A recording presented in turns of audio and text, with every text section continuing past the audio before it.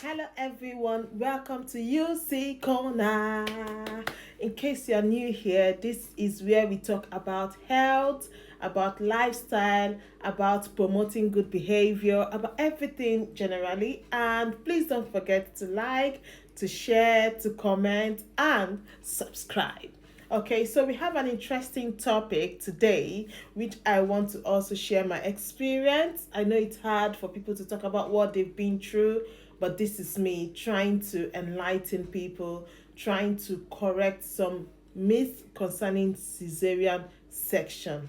Yes, you heard me right, cesarean section. Some people call it C section, some other people call it CS, but it's all the same, cesarean section. Okay, so C-section is one of the methods of delivering one or more babies. Okay, so if you're carrying one pregnancy, or if you're carrying twin babies, or triplets, or quadruplets, any number of children, and your doctor feels that cesarean section is the best way to deliver your baby or babies, yeah, then it's called C-section, where they make a cut in the abdomen to open up and take out the child or the children. Okay, so it's an alternative to vaginal delivery. So if you're not able to give birth naturally, when I say naturally through the vagina, then the doctor may say that C-section is the best way to give birth to your baby, and that was my case. Okay, so my case was I was carrying twin pregnancy. I had two children in my womb, and when I went for my first antenatal, guess what? I was told that I could only give birth to those children through C section. Oh dear, how did I feel? I felt like, why can't I give birth naturally? I mean, coming from Africa, the belief generally was if you were to have your children naturally, that you have to have them through vaginal delivery. So I was kind of disappointed in myself, and I felt like, could there be something I didn't do well? I gave birth to my children in the UK, so I just couldn't explain how I felt because I thought that I would be misunderstood. So the doctor said, "Oh, that you're gonna have your children. They're sharing one placenta," and from the word go, I was being prepped for C-section. So I discussed it with my husband, and we started doing signing the papers, doing the check, everything. So the general belief about C-section and why some women wouldn't want to do it, I think because I have been there. I think because we feel like it's not a natural way to have your children. I mean, we believe that the natural way is for you to feel the pain of the baby coming through the vaginal canal. That's one.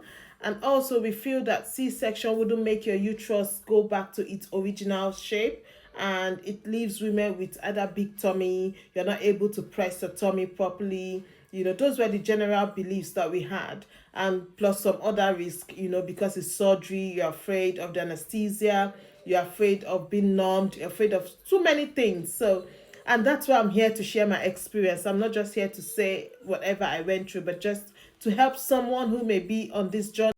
So the D-Day came when I was going to have my children. I was prepped. The nurses were wonderful. I must say, they were extraordinary. I mean, they walked me through the process, they explained everything, they understood my fears, and that was what I wanted. They understood how I felt at that time. So my husband was there, they allowed him take pictures. I'm going to share some pictures, don't worry. Take pictures. He was there reassuring me. The anesthetist was wonderful. Everybody was hands on.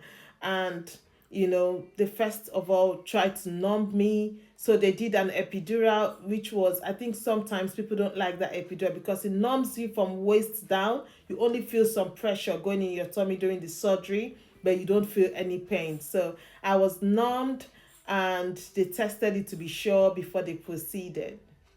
I must tell you that with the epidural, the one that numbs you from waist down, you could still be present. They'll just shield your face, shield you from seeing the procedure, but you could still be alert, you could be talking, you could be reassured, and everything, but you wouldn't feel any pain. So, contrary to the general anesthesia where the numb be generally, you don't see anything, you be asleep. So some people prefer, they don't want to witness it, they just want to sleep and wake up and see their children and be told that everything was over. While some other people preferred the epidural, they want to be alert when everything is going on, they want to see their baby. So it depends, everybody have their own unique situation. So mine was epidural, and it was seamless.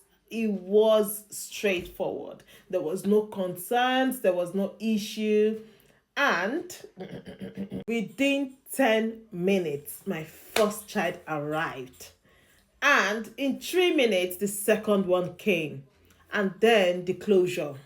So they showed me my children and they said they were still going to close me up. So they were doing it layer after layer.